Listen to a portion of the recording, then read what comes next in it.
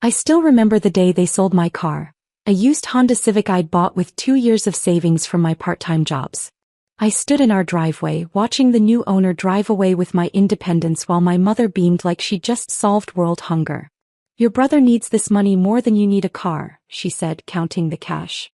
"Michael's MBA is an investment in this family's future."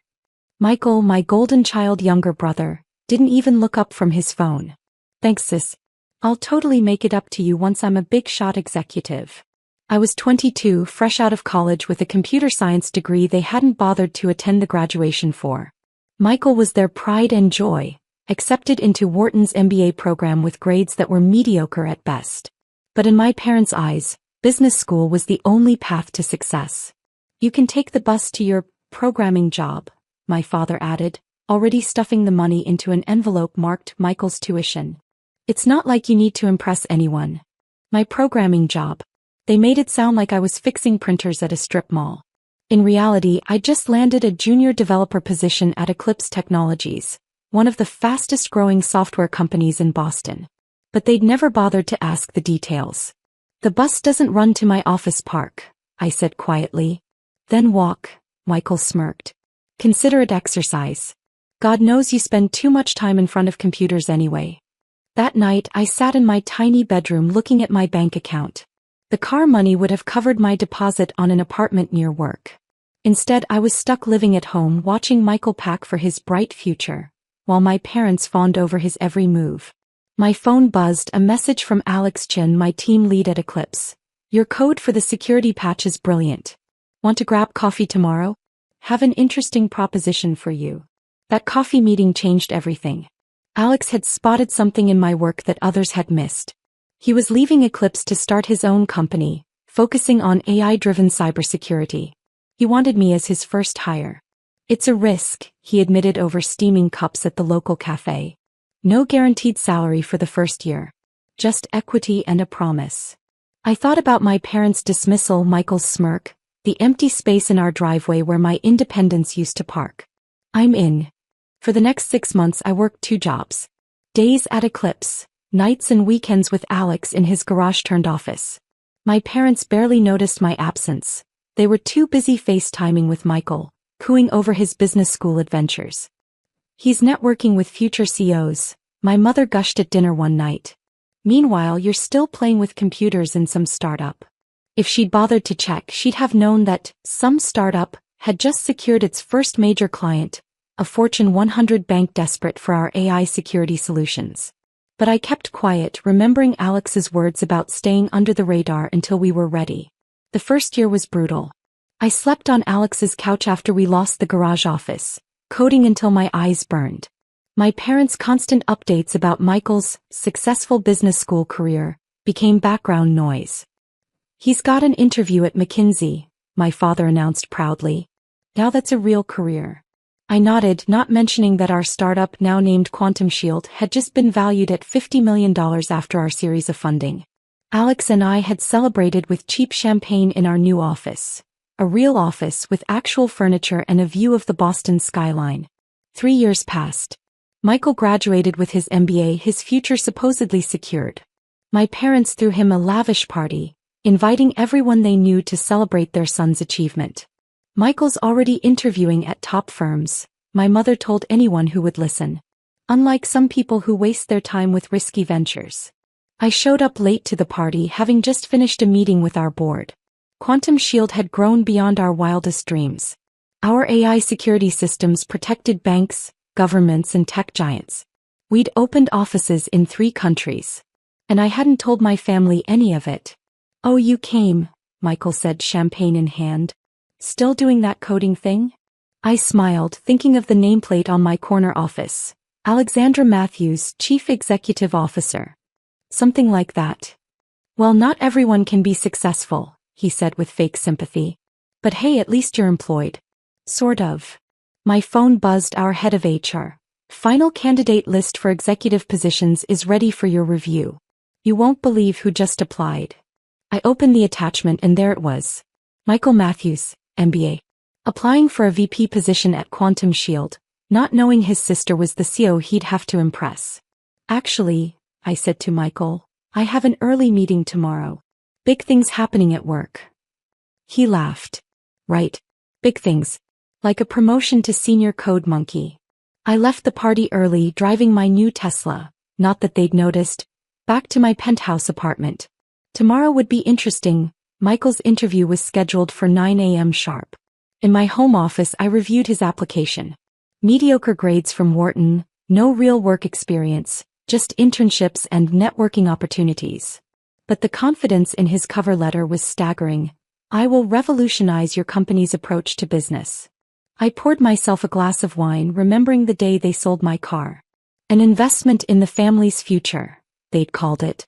Tomorrow, Michael would learn exactly what kind of future his sister had built, without an MBA, without their support, and without their precious car money. Quantum Shield's headquarters occupied the top 10 floors of Boston's most prestigious office tower. I arrived early, watching the sunrise reflect off neighboring buildings while I reviewed Michael's interview schedule. He's waiting in the lobby, my assistant Emma reported, wearing a suit that probably cost more than his first month's salary would be, if we were actually considering hiring him.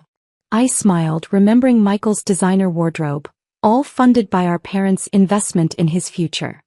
How's he acting? Like he already owns the place. He told reception to make sure Matthews knows he's here early. Apparently he thinks that's impressive. I checked my appearance in the office's glass wall designer suit CO badge, the quiet confidence that came from building a billion-dollar company from nothing. Let's not keep him waiting. Send him to conference room A. But first, give me the full report from his preliminary interviews. Emma handed me a tablet. It's interesting. He talked over the HR director, mansplained cybersecurity to our female VPs, and told the board member he interviewed with that their current business model was outdated. Sounds like Michael. I scrolled through the notes. Has he figured out who I am yet? No. He assumes Matthews is a man. Called you him several times during the process. Perfect. I gathered my materials and headed to the conference room, remembering all the times Michael had dismissed my work as playing with computers. He stood when I entered, his practiced MBA smile freezing as recognition hit. Alex. That's Ms. Matthews to you. I sat at the head of the table. Or CO Matthews if you prefer formality. He sank back into his chair, face draining of color. This is your company? Quantum Shield. Yes. That coding thing you've mocked for years built this. I gestured to the view of Boston spread out below us. Though I'm surprised you didn't know. We're quite well known in the business world you claim to understand so well. But you're just a programmer. A programmer who built a billion-dollar company while you were learning PowerPoint at Wharton. I opened his resume. Speaking of which, let's discuss your application.